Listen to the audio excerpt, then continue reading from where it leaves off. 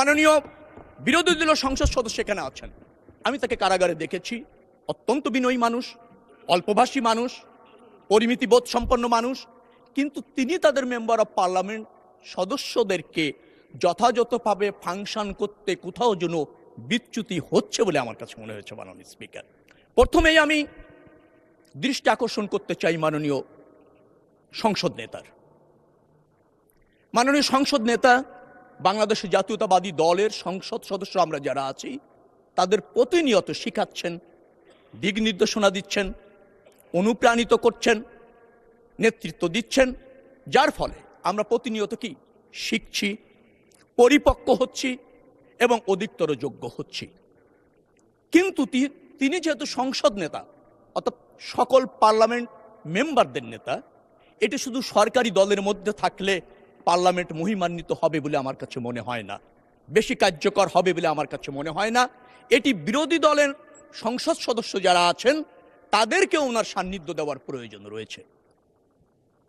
কারণ সেটি যদি হয় তাহলে বিরোধী দল এবং সরকারি দল যদি যথা উপযুক্তভাবে ফাংশন করে তখন সেই পার্লামেন্ট জনবান্ধব হয়, জন আকাঙ্ক্ষা পূরণে সফল হয়। আমরা দেখতে পাচ্ছি বিরোধী দলের সংসদ সদস্যরা কোন বিধিতে কি বলতে হয়, কি করতে হয়, অথবা কোন ইস্যুতে সোচ্চার হতে হয়, অথবা কোনটি জাতীয় স্বার্থ, কোনটি সামষ্টিক স্বার্থ, অথবা কোথায় বিরোধিতা করতে হয়, কতটুকু করতে হয়, সে ব্যাপারে যথাযথভাবে ফাংশন করতে কোনো কোনো সময় ব্যর্থ হচ্ছেন। মাননীয় বিরোধী দলীয় সংসদ সদস্য এখানে আছেন, আমি তাকে কারাগারে দেখেছি।